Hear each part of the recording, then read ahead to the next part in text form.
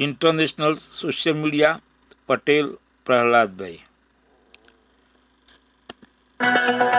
अमेरिकी संसद में राष्ट्रपति डोनाल्ड ट्रंप ने पहला संबोधन दिया। इस दौरान विपक्षी सांसदों ने कई मुद्दों पर विरोध जताया। He should be hired based on merit.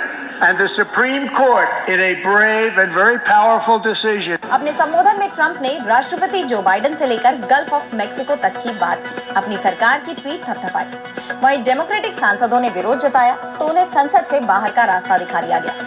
तो अमेरिकी संसद में ट्रंप के संबोधन पर हुए बवाल पर हम करेंगे विस्तार से चर्चा, लेकिन आइए जरा उन खबरों को भी देख लें जिन पर आगे होगी बात। ट्रंप के फैसलों से दुनिया में छिड़ी टैरिफ वॉर। कनाडा ने अमेरिकी राष्ट्रपति की मंशा पर उठाए सवाल। चीन ने दे दी धमकी। जेलेंस्की ने अमेरिकी राष्ट्रपति को लिखी चिट्ठी। ट्रंप का दावा, खनिज समझौते के लिए जेलेंस्की तैयार। पिछली बार बहस के कारण अटक गया था समझौता।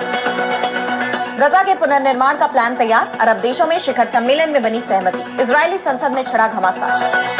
और चलते चलते में देखेंगे सर्बिया की संसद में विपक्ष का स्मोक ग्रेनेड से हमला। 2 सांसद घायल, एक की हालत गंभीर। तो अमेरिकी संसद, जिसे कांग्रेस के नाम से जाना जाता है, यहाँ काफी बवाल मचा हुआ है। राष्ट्रपति डोनाल्ड ट्रंप ने सत्ता संभालने के बाद पहली बार संसद में अपना संबोधन दिया। ट्रंप ने भाषण की शुरुआत अमेरिका इज बैक यानी अमेरिका का दौर लौट आया है इससे की। ट्रंप ने कहा कि उन्होंने 43 दिन में जो किया है वो कई सरकारें अपने 4 या 8 साल के कार्यकाल में नहीं कर पाई। इस दौरान उन्होंने पनामा नहर और ग्रीनलैंड से लेकर अवैध प्रवासियों पर कार्रवाई तक कई मुद्दों पर अमेरिका का रुख साफ कर दिया। ट्रंप ने कहा कि पिछले 4 साल में 2.1 करोड़ लोग अवैध रूप से अमेरिका में घुसे हैं। उन्होंने ऐलान किया कि वो दुनिया भर के अवैध अप्रवासियों को देश से बाहर निकालकर ही दम लेंगे। ट्रंप ने पूर्व राष्ट्रपति जो बाइडेन की नीतियों की जमकर निंदा की। उन्होंने बाइडेन को अमेरिकी इतिहास का सबसे खराब राष्ट्रपति बताया। ट्रंप ने आरोप लगाया कि उनके कार्यकाल में हर महीने लाखों अवैध लोग देश में दाखिल हुए। उनकी नीतियों के चलते देश में महंगाई बढ़ी। राष्ट्रपति ने कहा कि बाइडेन ने अंडे की कीमतों को कंट्रोल से बाहर जाने दिया। हालांकि उनका यह दावा गलत साबित होता नजर आ रहा है, क्योंकि हकीकत में अंडे की कीमतों में बढ़ोतरी का मुख्य कारण बर्ड फ्लू था, जिसकी वजह से पूरे देश में पक्षियों के झुंड को मारने की जरूरत पड़ी। हालांकि ये फैसला बाइडेन प्रशासन का था, लेकिन ट्रंप के सत्ता में आने के बाद भी ये कार्रवाई जारी थी।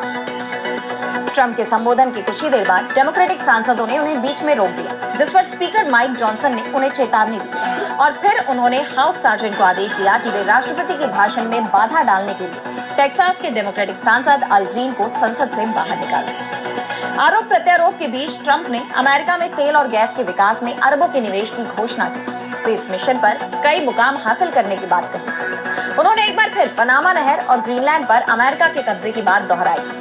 उन्होंने कहा कि हम किसी भी तरह पनामा नहर पर कंट्रोल हासिल करेंगे, किसी भी तरह ग्रीनलैंड को अपने में शामिल करेंगे। इस दौरान राष्ट्रपति ने दावा किया कि पनामा नहर के निर्माण में 38,000 अमेरिकियों की मौत हुई, जबकि मीडिया रिपोर्ट्स का कहना है कि उनका ये दावा गलत है, क्योंकि इसमें करीब 5600 लोग मारे गए थे, जो ज्यादातर अफ्रीकी कैरिबियाई थे। इसके अलावा ट्रंप ने एक बार फिर पेरिस जलवायु समझौते से हटने का समर्थन करते हुए कहा कि इस समझौते ने अमेरिका पर $1 ट्रिलियन का बोझ डाल दिया, जबकि दूसरे देशों को इसके लिए कुछ नहीं देना पड़ा। लेकिन उनका ये दावा भी गलत बताया जा रहा है, क्योंकि पूर्व राष्ट्रपति जो बाइडेन ने क्लाइमेट फंड के लिए सालाना $11.4 अरब देने का वादा किया था, लेकिन जो पैसे आवंटित किए गए वो इससे कम है। हालांकि ट्रंप यही नहीं रुके। उन्होंने गोल्ड कार्ड वीजा, दूसरे देशों पर टैरिफ, रूस यूक्रेन युद्ध को लेकर सरकार का मत साफ किया। ट्रंप के संबोधन में साफ हो गया कि वो अमेरिका फर्स्ट की नीति के तहत अपने फैसलों पर अडिग हैं। उन्होंने दोबारा मेक अमेरिका ग्रेट अगेन का नारा दिया। और अब बढ़ते हैं अगली खबर की तरफ, जहां हम बात करेंगे दुनिया में छिड़ते टैरिफ वॉर। तो जैसा कि अमेरिकी राष्ट्रपति डोनाल्ड ट्रंप ने कांग्रेस में भी साफ कर दिया कि वो दूसरे देशों पर टैरिफ लागू करने के अपने फैसले से पीछे नहीं हटेंगे। 4 मार्च से मेक्सिको और कनाडा पर पहले ही टैरिफ लागू हो चुका है। चीन पर लगे टैरिफ में इजाफा कर दिया गया है और अब ट्रंप ने संसद में जवाबी शुल्क को लेकर ऐलान किया कि हिंदुस्तान हमसे 100% से ज्यादा टैरिफ वसूलता है। हम भी अगले महीने से ऐसा ही करने जा रहे हैं। दूसरे देश अमेरिका की तुलना में बहुत ज्यादा टैरिफ वसूलते हैं, ये बहुत अनुचित है। अब अमेरिका की बारी है कि वो उनसे टैरिफ वसूले। इसके साथ ही ट्रंप ने घोषणा की कि 2 अप्रैल से पारस्परिक टैरिफ लागू होंगे। उन्होंने कहा कि ये कदम अमेरिका को फिर से समृद्ध बनाएगा। ट्रंप अमेरिका की समृद्धि की बात तो कह रहे हैं, लेकिन दूसरे देशों पर टैरिफ लगाने के उनके इस फैसले ने पूरी दुनिया की चिंता बढ़ा दी है। बाजारों पर इसका असर अभी से देखा जा रहा है और चीन, कनाडा जैसे देश तो अभी से अमेरिका को आंख भी दिखाने लगे हैं। कनाडा ने तो पहले ही टैरिफ के बदले टैरिफ की घोषणा कर दी और अब कनाडा के कार्यवाहक पीएम ने ट्रंप पर कनाडाई व्यवस्था को बर्बाद करने का आरोप लगाया है। यही नहीं, ट्रूडो ने ट्रंप पर कनाडा को कब्जाने की योजना बनाने का आरोप लगाया और व्हाइट हाउस के टैरिफ हमले को इसी का हिस्सा बताया। जस्टिन ट्रूडो ने कहा कि अमेरिकी राष्ट्रपति ट्रंप के टैरिफ युद्ध का उद्देश्य कनाडा की अर्थव्यवस्था को खत्म करना है ताकि वो इस देश को अपने में मिला सके। ट्रूडो ने चेतावनी देते हुए कहा कि हमें इस बात को लेकर मूर्ख नहीं बनना चाहिए कि वो क्या चाहते हैं। हम कभी भी अमेरिका का 51वां राज्य नहीं बनेंगे। आपको बता दें कि ट्रंप ने कनाडा को अमेरिका का 51वां राज्य बनाने की बात कही थी और इसी कारण दोनों देशों के बीच तनाव की शुरुआत हुई और अब ये बात टैरिफ वॉर तक चली आई। वहीं चीन ने भी अमेरिका को धमकी दी। चीनी राष्ट्रपति शी जिनपिंग ने कहा कि दबाव और धौंस हम पर काम नहीं करती। चीन से निपटने का सही तरीका ना तो दबाव है, ना जबरदस्ती और ना ही धमकी। जो कोई भी चीन पर ज्यादा दबाव डालने की कोशिश कर रहा है वो गलत व्यक्ति को निशाना बना रहा है और भारी भूल कर रहा है।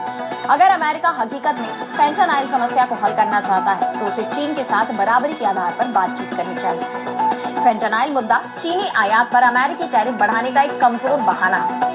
आपको बता दें कि अमेरिका ने चीन और कनाडा पर फेंटानाइल ड्रग की तस्करी के आरोप लगाए, जिसे लेकर चीन ने भी अब अपना रुख साफ कर दिया। चीन की तरफ से भी अमेरिका पर जवाबी टैरिफ लगाने की घोषणा की गई है। यानी ट्रंप के फैसलों का असर व्यापार जगत के साथ ही दूसरे देशों के अमेरिका के साथ रिश्तों पर भी साफ देखा जा सकता है। व्हाइट हाउस में राष्ट्राध्यक्षों के बीच बहस के बाद से यूक्रेन और अमेरिका में तनाव काफी बढ़ गया है, जिसके बाद अमेरिका ने यूक्रेन को मिलने वाली सारी सैन्य मदद पर रोक लगा दी। इस उधेड़-बुन में खनिज समझौता भी लटक गया, लेकिन अब यूक्रेनी राष्ट्रपति वोलोदिमीर ज़ेलेंस्की के तेवर बदलते नजर आ रहे हैं। उन्होंने अमेरिका के राष्ट्रपति डोनाल्ड ट्रंप को चिट्ठी लिखी, जिसमें ज़ेलेंस्की ने कहा कि वो जल्द से जल्द इस युद्ध को रोकने और स्थायी शांति लाने के लिए बातचीत करने के लिए तैयार है। इसका जिक्र करते हुए ट्रंप ने अमेरिकी संसद में कहा कि उन्हें आज ज़ेलेंस्की से एक बहुत जरूरी पत्र मिला, जिसमें ज़ेलेंस्की ने कहा है कि यूक्रेन की संप्रभुता और स्वतंत्रता बनाए रखने में अमेरिका के योगदान को महत्व देते हैं। खनिजों और सिक्योरिटी से जुड़े एग्रीमेंट की बात करें तो यूक्रेन आपकी सहूलियत के हिसाब से किसी भी वक्त इन एग्रीमेंट्स पर साइन करने के लिए तैयार है। ट्रंप ने संसद को संबोधित करते हुए कहा कि रूस और यूक्रेन युद्ध को अब खत्म हो जाना चाहिए। बड़ी संख्या में निर्दोष लोग इस युद्ध के भेंट चढ़ गए। हालांकि इस दौरान उन्होंने यूरोपीय देशों पर भी निशाना साधा, यूक्रेन को मिल रही फंडिंग पर बयान दिया। आपको बता दें कि ट्रंप ज़ेलेंस्की के बीच हुई बहस के बाद यूरोपियन यूनियन ने यूक्रेन का समर्थन किया और उसे फंड देने की भी घोषणा की, जिसके बाद ये युद्ध अब अमेरिका बनाम यूरोप में बदलता नजर आ रहा था। ज़ेलेंस्की के भी हौसले मजबूत थे। उन्होंने नाटो की सदस्यता की मांग दोहराई, लेकिन अब जब अमेरिका ने यूक्रेन को मिलने वाली सारी मदद पर रोक लगा दी है तो ज़ेलेंस्की भी दबाव में दिख रहे हैं। उन्होंने बीते दिन इसे लेकर अहम टिप्पणी भी की। ज़ेलेंस्की ने कहा कि अमेरिकी राष्ट्रपति डोनाल्ड ट्रंप के साथ ओवल ऑफिस में हुई नोकझोंक अफसोसजनक और अब चीजों को सही करने का वक्त आ गया है। और अब उनकी चिट्ठी मिलने के बाद ट्रंप ने दावा किया है कि ज़ेलेंस्की खनिज समझौते के लिए तैयार है। ऐसे में अब देखना होगा कि क्या अब यूक्रेन के झुक जाने से रूस यूक्रेन युद्ध विराम हो पाता है या नहीं। और अब अगली खबर में बात होगी गजा के पुनर्निर्माण। तो अमेरिकी राष्ट्रपति डोनाल्ड ट्रंप के गजा प्लान के सामने आते हैं पूरी दुनिया में हड़कंप मच गई। फिलिस्तीन, जॉर्डन, मिस्र समेत कई देशों ने इसका विरोध किया और अब इसी सिलसिले में अरब देशों की आपात बैठक भी बुलाई, जिसमें गजा को दोबारा बसाने का पूरा प्लान तैयार किया गया। कई घंटों तक चली इस बैठक में अरब नेताओं ने $53 अरब का एक बड़ा प्लान बनाया। मिस्र ने 91 पन्नों का दस्तावेज पेश किया, जिसमें गजा के पुनर्निर्माण का विस्तृत खाका तैयार किया गया था। इसमें हरे भरे इलाकों और भव्य सार्वजनिक इमारतों की तस्वीरें भी शामिल थी, ताकि मिडिल ईस्ट पर्यटन स्थल के रूप में पेश की गई अमेरिकी योजना का मुकाबला किया जा सके। गजा को लेकर सबसे अहम सवाल ये है कि आखिर अब इसका प्रशासन कौन संभालेगा, इसकी आर्थिक जरूरतों को पूरी करने की जिम्मेदारी कौन उठाएगा, जिस पर मिस्र के राष्ट्रपति अब्देल फतह अल सीसी ने कहा कि पेशेवर फिलिस्तीनी टेक्नोक्रेट की एक प्रशासनिक समिति पट्टी के मामलों के प्रबंधन के लिए जिम्मेदार होगी। फिलिस्तीनी राष्ट्रपति महमूद अब्बास ने मिस्र के विचार का स्वागत किया और साथ ही राष्ट्रपति और संसदीय चुनाव कराने की भी बात कही। हालांकि इस बैठक में हमास की भूमिका पर कोई बात नहीं हुई, लेकिन एक बात तय हो गई कि वो किसी भी तरह की परियोजनाएं थोपने, किसी भी तरह के गैर फिलिस्तीनी प्रशासन या विदेशी ताकतों की मौजूदगी को स्वीकार नहीं करेगी। अरब लीग के महासचिव अहमद अबुल घीत ने बैठक के अंत में घोषणा करते हुए कहा कि मिस्र की योजना अब 1 अरब योजना है। अरब का रुख किसी भी विस्थापन को अस्वीकार करना है, चाहे वो स्वैच्छिक हो या मजबूरी हो। एक तरफ गजा पट्टी के भविष्य को लेकर तो सहमति बनती नजर आ रही है, लेकिन इसे लेकर इजरायली प्रधानमंत्री बेंजामिन नेतन्याहू की मुश्किलें बढ़ती दिखाई दे रही है। इजरायल हमास की ताजा स्थिति के खिलाफ इजरायली नागरिकों ने सड़कों पर उतरकर संसद तक प्रदर्शन तेज किया। संसद में इस मुद्दे पर चर्चा के लिए विशेष सत्र बुलाया गया था, लेकिन संसद में बहस की बजाय जमकर लात घूंसे चली। इजरायल और हमास के बीच छिड़े युद्ध को लेकर हमास के हमले की जांच की मांग लंबे समय से की जा रही है। नेतन्याहू पर आरोप लगाए जा रहे हैं कि वो इस हमले की जांच को टालने की कोशिश कर रहे हैं, जिसे लेकर अब इजरायली जनता ने मोर्चा खोल दिया है। भीड़ ने इजरायल की संसद में जमकर हंगामा किया और इस दौरान खूब लात घूंसे चली। साफ है, बेंजामिन नेतन्याहू अपने ही देश में घिर गए हैं। और अब चलते चलते में देखेंगे सर्बिया की संसद में स्मोक ग्रेनेड से हुए हमले। तो यूरोपीय देश सर्बिया की संसद में जमकर हंगामा हुआ, जहां विपक्षी सांसदों ने सरकार की नीतियों का कड़ा विरोध किया। इस दौरान संसद में स्मोक ग्रेनेड फेंके गए, जिससे संसद धुआं-धुआं हो गई। दरअसल सर्बियाई प्रोग्रेसिव पार्टी की अगुवाई वाले सत्तारूढ़ गठबंधन ने जैसे ही सत्र के एजेंडे को मंजूरी दी, कुछ विपक्षी नेता अपनी कुर्सी से उठकर स्पीकर की कुर्सी की तरफ दौड़े।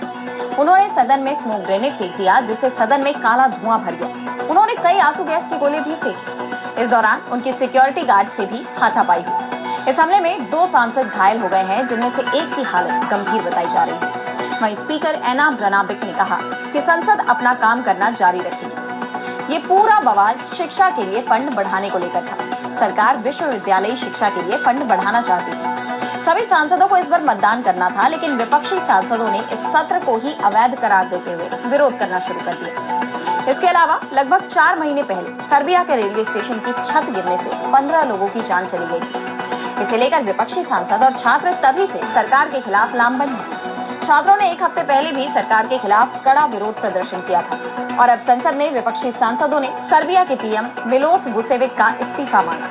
उनका कहना था कि प्रधानमंत्री और उनकी पूरी कैबिनेट इस्तीफा दे, जिस पर ये बवाल मच गया। तो आज इस वर्ल्ड बुलेटिन में इतना ही।